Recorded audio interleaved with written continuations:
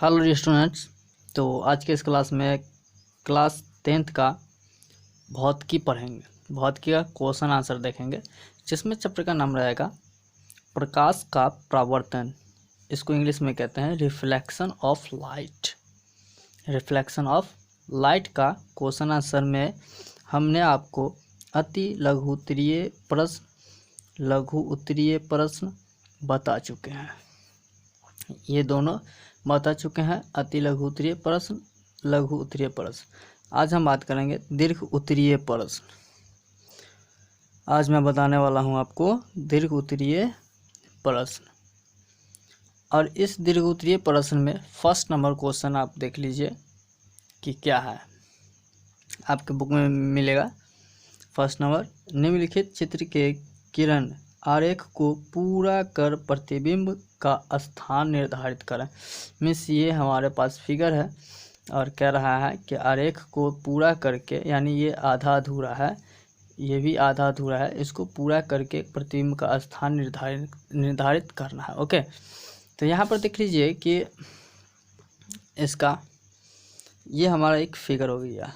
ये ए और बी दो हमारे पास फिगर था, दोनों को बनाना है, जिसमें से फर्स्ट पहले ए देख लेते हैं कि क्या है। ये हमारा एक फिगर बन गया जो कि आधा अधूरा फिगर था। देख लीजिए यहाँ पे ये हमारे पास आधा फिगर था, इसको हमने पूरा बनाया, यानी कि यहाँ पे देख रहे हैं ये जो है ये ऐसे करके गया है। ओके, और ये जो है ऐसे करके गया है और ये एफ, ठीक है।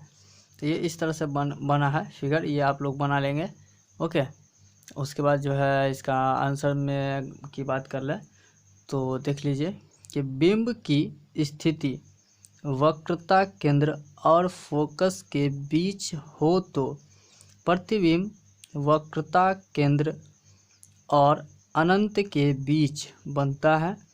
यह प्रतिबिंब वास्तविक और आवर्धित है।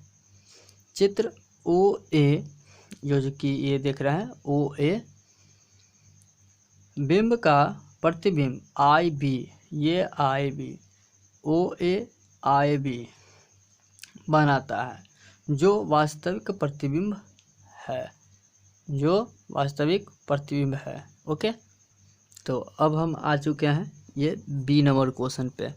बी नंबर क्वेश्चन में यानी कि बी हमारे पास फिगर दिया हुआ था जो कि आधा अधूरा फिगर था, इसको हमने क्या क्या पूरा किया है, इसको आप बना लेंगे अपने कॉपी में। उसके बाद इसका आंसर की बात कर लें तो जब बिंब वक्रता केंद्र पर रखा जाता है तो उसका प्रतिबिंब वक्रता केंद्र पर ही बनता है।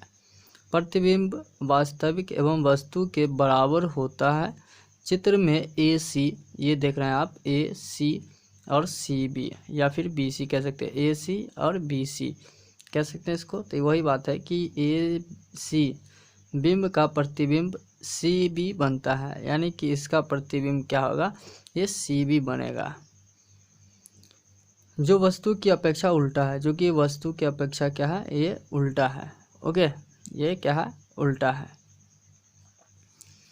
अब हम अगले क्वेश्चन की बात करें तो अगला हमारा क्वेश्चन है जो कि आप देख लीजिए, स्पष्ट किरण आरेख द्वारा अवतल दर्पण में आभासी यानी काल्पनिक एवं आवर्धित प्रतिबिंब का बनना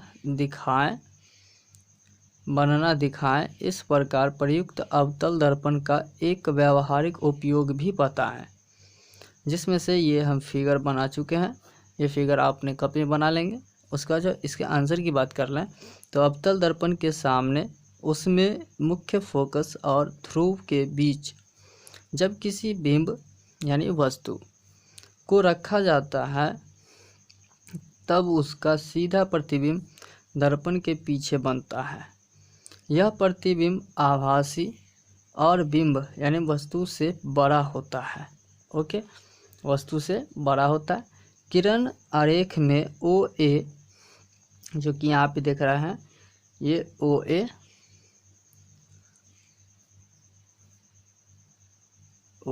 ए बिंब है जो पी और एफ के बीच स्थित है। जो ये एफ और पी के बीच क्या है, स्थित है, देख रहे हैं।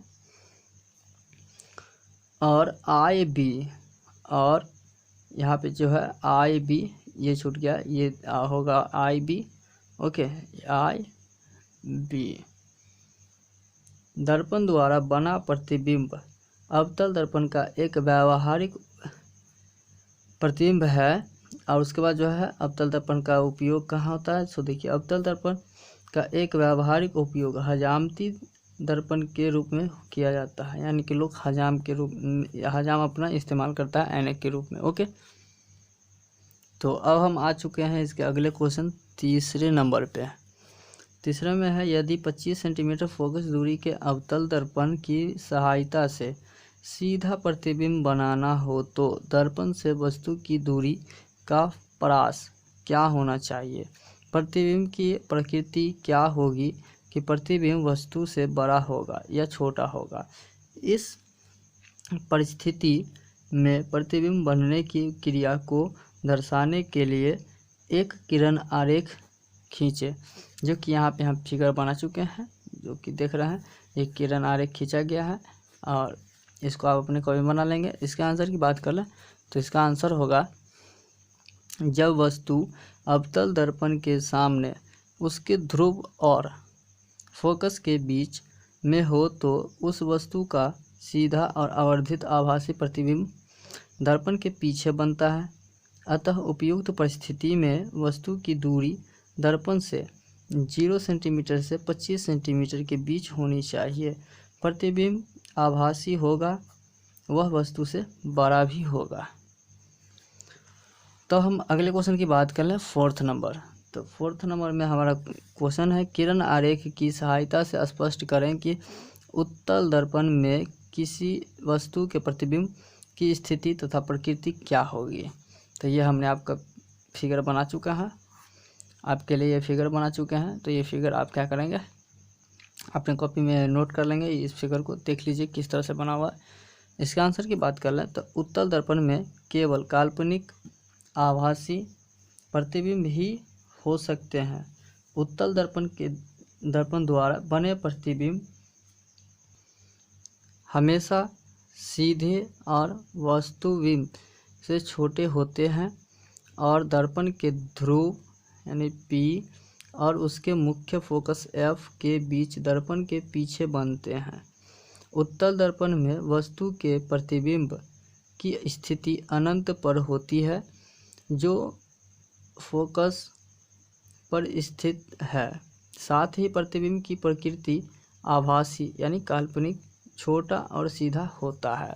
Okay, and last 5 number question है, निम्नलिखित परिस्थितियों में जिस प्रकार के दर्पण का उपयोग किया जाता है उसका नाम बताएं और अपने उत्तर का कारण भी दें। जिसमें से पहला क्वेश्चन है, कार के हेडलाइट। इसका उत्तर होगा, कार के हेडलाइट में प्रकाश का शक्तिशाली समांतर किरण पुंज प्राप्त करने के लिए अवतल दर्पण का उपयोग किया जाता है, इसीलिए जो है कार का रोशनी जो है पूरा सीधा दिखता है, सीधा पड़ता है। ओके, अब बी नंबर क्वेश्चन की बात कर लें तो बी नंबर क्वेश्चन में है, वाहनों के साइड मिरर या पीछे दिखने का आईना। यानी कि वाहन में एक साइड मिरर होता है जिसमें पीछे जो गाड़ी सब आती रहती है या फिर कोई व्यक्ति है या पीछे की दृश्य देखने के लिए एक आईना होती है, उसके बारे में बताना है। तो उसका आंसर होगा, इसमें उत्तल दर्पण का उपयोग किया जाता है क्योंकि ये सदैव सीधा प्रतिबिंब बनाते हैं। कौन? उत्तल दर्पण। इनका दृष्टि क्षेत्र भी बहुत अधिक होता है क्योंकि ये बाहर को वक्रित होते हैं।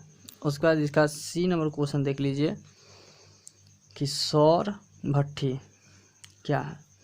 अवतल दर्पण और भट्ठियों में सूर्य के प्रकाश को केंद्रित करने के लिए बड़े अवतल दर्पणों का उपयोग किया जाता है। ओके, तो हमारा ये चैप्टर आज हो गया कंप्लीट। हमने टोटल बता चुके हैं अति लघुत्तरीय, लघुत्तरीय और दीर्घोत्तरीय बता चुके हैं। तो ये प्रकाश का परावर्तन ख़त्म हो चुका है। ये वीडियो पसंद आया तो प्लीज़ इस वीडियो को लाइक कर दीजिए, और भी मन में कोई डाउट है तो कमेंट करके आप हमें बता सकते हैं। और इस चैनल पे अगर आप नए हैं तो हमारे चैनल को सब्सक्राइब कर लीजिए और बेल आइकन को भी दबा लीजिए, ताकि अगला चैप्टर, आगे का चैप्टर प्रकाश का अपवर्तन हम लाएंगे जब भी लाएंगे वो आपको समय पे मिल जाए। तो अगला हमारा चैप्टर होगा प्रकाश का अपवर्तन। ओके, ये था परावर्तन, अब होगा अपवर्तन। ओके, तो आज के लिए दैट्स ऑल, थैंक यू।